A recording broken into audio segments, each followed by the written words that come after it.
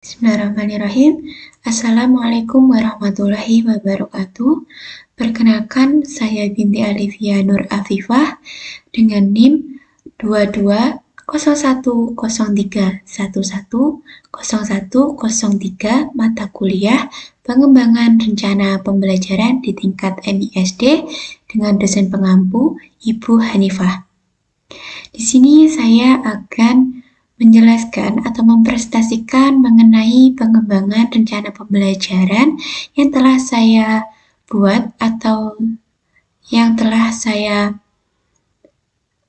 kembangkan pada saat asistensi mengajar di MIN 1 Jombang. Yang pertama yaitu ada kalender pendidikan. Kalender pendidikan ini saya dapatkan dari sekolah atau dari guru pamong, yang mana dari kalender pendidikan ini kita bisa mengetahui hari efektif, pekan efektif, hari libur madrasah, hari libur sekolah, maupun kegiatan-kegiatan yang akan dilaksanakan oleh sekolah selama 1 tahun ajaran, yaitu tahun ajar 2024-2025. Nah, di sini sudah tertera berbagai warna yang mana menunjukkan keterangan-keterangan tersendiri bahwa di hari-hari tersebut terdapat ada kegiatan hari efektif fakultatif, hari libur madrasah, maupun hari libur nasional.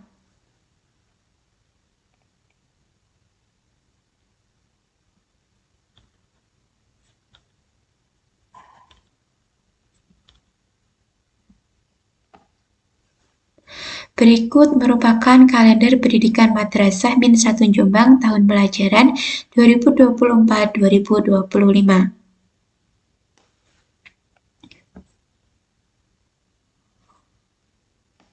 Selanjutnya yaitu ada rencana pekan efektif atau biasanya disebut dengan RPE, yang mana fokus RPE ini saya kembangkan pada mata pelajaran pendidikan Pancasila pada fase C, yaitu di kelas 5 pada semester ganjil dan semester genap. Pada semester ganjil jumlah JP atau jam pelajaran pada pendidikan Pancasila di semester ganjil yaitu ada 4 JP, yang mana terdapat 2 kali pertemuan tatap muka. Perhitungan alokasi waktu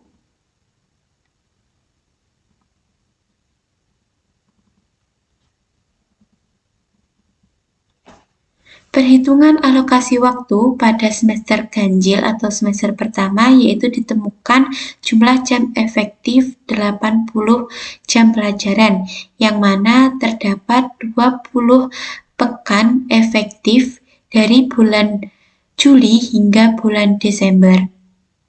Jadi, rencana pekan efektif ini digunakan untuk mengetahui pekan-pekan atau minggu-minggu efektif untuk melakukan suatu kegiatan belajar mengajar.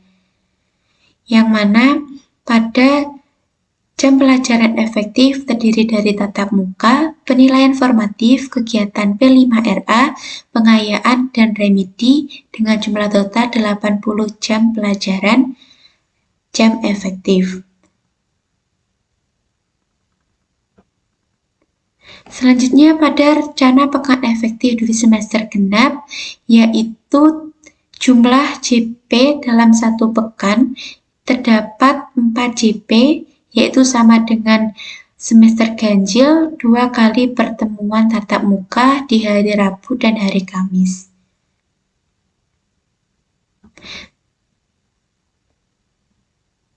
Perhitungan alokasi waktu yang didapatkan dari semester ganjil ini dari bulan Januari hingga bulan Juni yaitu terdapat 20 pekan efektif serta ditemukan jumlah 80 jam pelajaran efektif selama 1 semester genap, yaitu pekan efektif terdiri dari tatap muka, penilaian formatif, pengayaan, dan remedi.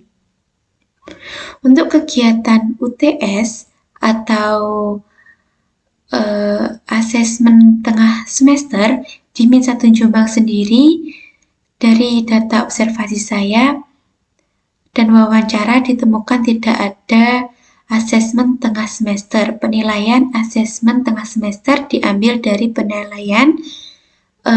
penilaian sumatif harian setiap mapel. RPE ini dikembangkan dari menganalisis kalender pendidikan dari pihak sekolah, yang mana pihak sekolah telah merancang atau merenovasi kalender pendidikan dari pusat sehingga disesuaikan dengan kegiatan atau hari libur sekolah tersebut. Selanjutnya yaitu ada program tahunan atau PROTA biasanya. Pada pendidikan Pancasila kelas 5 di Min 1 Jombang, protanya sudah menggunakan kurikulum Merdeka, yang mana prota ini didapatkan dari guru pamong saya dan juga dari tujuan pembelajaran yang ada di buku paket pegangan guru maupun pegangan siswa yang diberikan sekolah kepada guru dan siswanya. Yang mana program tahunan ini pada pendidikan Pancasila terdiri dari 4 bab, yaitu pada bab pertama dan bab kedua ada di semester ganjil, bab 3 dan bab 4 ada di semester genap. Saya mengembangkan tujuan pembelajaran ini berdasarkan kebutuhan atau keterlibatan siswa dalam pembelajaran, yang mana saya juga mendiskusikannya bersama guru pamong saya. Alokasi waktu saya dapatkan berdasarkan analisis dari ATP dan juga pembagiannya saya analisis dari kebutuhan atau kemampuan siswa. Saya mengembangkannya yaitu pada Prota semester 2 di bab 3 dan juga di bab 4.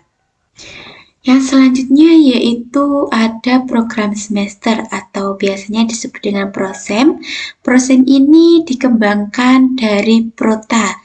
Prosem ini konsepnya lebih rinci, lebih mendalami lagi, jadi kita mengetahui dari 36 JP di bab 3 semester genap, kita bisa mendapati kegiatan belajar mengajar dalam 1 pekan atau dalam 1 bulan itu menemukan berapa pertemuan. Jadi pada pendidikan Pancasila, pada bulan Januari di pekan kedua, terdapat 4 JP yaitu terlaksana 2 kali tatap muka atau 2 kali KBM dalam sepekan. Begitu pula dengan subbab-subbab selanjutnya dan subbab-subbab seterusnya. Selanjutnya, pada bulan Januari di pekan pertama terdapat pekan tidak efektif, yaitu dikarenakan adanya tahun baru Masehi dan awal masuk semester genap 2024-2025. Begitu pula pada pekan awal bulan April ada libur hari raya, pekan terakhir hingga pekan kedua di bulan Juni ada asesmen akhir semester genap 2024-2025, dan pada pekan terakhir di bulan Juni ada pekan tidak efektif dikarenakan libur semester genap 2024-2025. Yang selanjutnya yaitu ada alur tujuan pembelajaran atau biasanya disebut dengan ATP.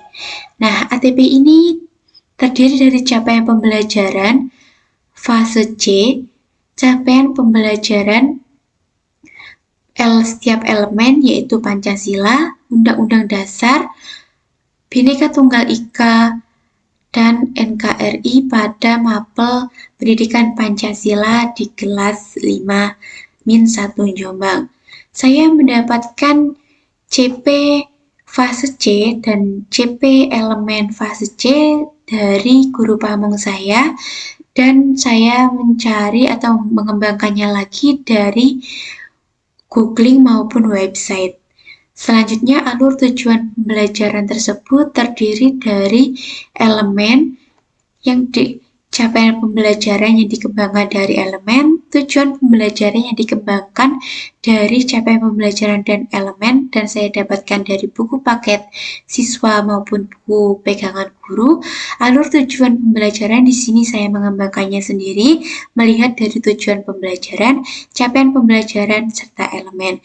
Profil pelajar Pancasila saya dapatkan dari website maupun googling, sedangkan alokasi waktu saya dapatkan dari RPE maupun Prota, sedangkan sumber belajar sudah saya jelaskan, saya dapatkan dari buku paket pegangan guru maupun pegangan siswa.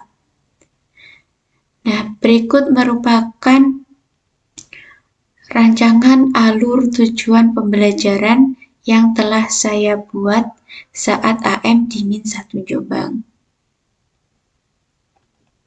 Selanjutnya yaitu yang terakhir pada rencana pembelajaran ada modul ajar kurikulum merdeka Madrasah Ibtidaiyah di Min 1 Jombang.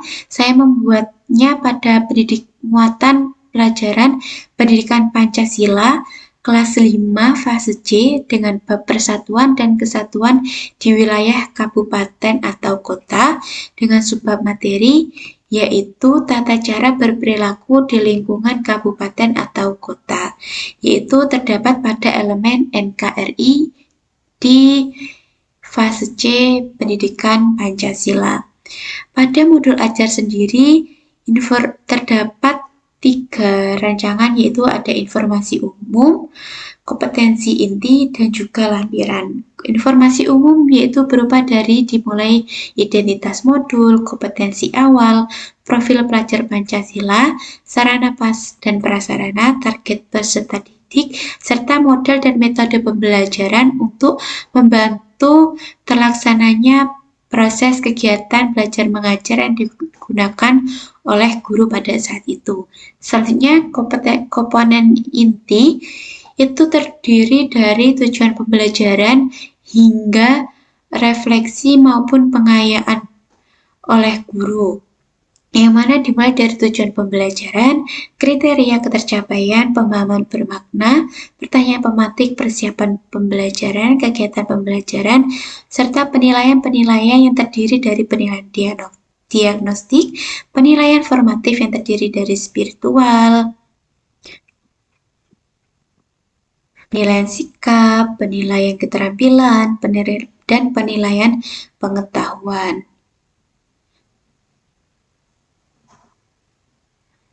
Pada lampiran terdapat materi ajar maupun media pembelajaran yang saya gunakan, yaitu PowerPoint interaktif, yang mana di dalamnya terdiri dari materi, petunjuk penggunaan, video pembelajaran, dan kuis. Tak lupa dalam modul ajar terdapat evaluasi pembelajaran serta LKPD untuk menyatakan materi agar peserta didik atau siswa lebih paham, dan evaluasi diberikan agar guru mampu merefleksikan pembelajaran yang telah dilaksanakan pada saat itu juga. Begitulah presentasi yang dapat saya lakukan. Mohon maaf jika ada kurangnya. Sekian, terima kasih. Wassalamualaikum warahmatullahi wabarakatuh.